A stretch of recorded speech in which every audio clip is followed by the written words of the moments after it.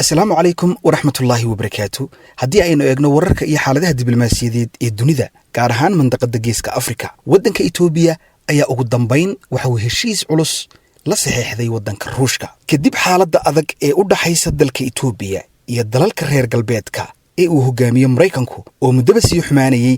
waxa ugu dambeyn dawladda wadanka Itoobiya ee federaalka ahi ay xoojisay xiriirka ay la leedahay wadanka Ruushka iyadoo wararkii ugu dambeeyay ee ka imanaya magaalada Addis Ababa ee caasimadda Itoobiya ay sheegayaan in shalay galab ay dalalka Itoobiya iyo Ruushku kala saxiixdeen heshiis militari oo aan noociisa oo kale hore loo arag tan iyo markii madaxweynihii hore ee dalka Itoobiya Mengistu Haile Mariam uu wadanka Ruushka heshiis militari iyo dhinaca istiraatiijiga ah la galay midowgii Sofiyeeti sanadkii 1976.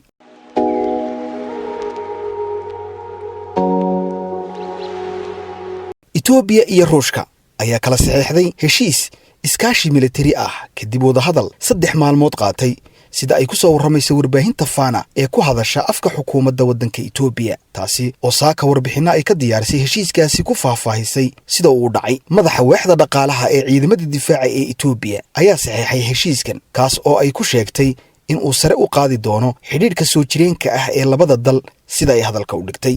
heshiiska ayaa sida la sheegay diiradda lagu saari doona kor u qaadida aqoonta difaaca iyo awoodda farsamada ciidamada difaaca dawladda federaalka Itoobiya. siyaasadda arrimaha dibadda ee Itoobiya ayaa dhawaan u wareegtay dhanka dalalka Ruushka iyo Shiinaha taas oo ka dhalatay cadaadis xoog leh oo kaga yimid dhanka dawladda Mareykanka oo ku aadan dagaalkii ka dhacay gobolka Tigray iyo sidoo kale Mareykanka iyo dalalka Yurub oo muddaba Itoobiya ugu cadhoonayay heshiiska dhaqaale iyo istiraatiiji ee ay Addis Ababa hore ula gashay xukuumadda wadanka Shiinaha. bishii May taageerayaasha ra'iisul wasaare Abiy Ahmed waxay sameeyeen mudaharaad lagaga soo horjeedo wadanka Mareykanka oo ka dhacay caasimadda Addis Ababa ee wadanka Itoobiya iyo sidoo kale taageerayaal ra'iisul wasaare Abiy Ahmed ah oo dalalka reer galbeedka ka mudaharaaday iyagoo ku cambaareeyay madaxweyne Joe Biden iyo sidoo kale xulufadiisa Yurub. dibadbaxayaasha Itoobiyaanka ah ayaa u sacabtumay madaxweynaha Ruushka Vladimir Putin iyo hogaamiyaha Shiinaha Xi Jinping. maamulka Biden ayaa xayiraad ku soo rogay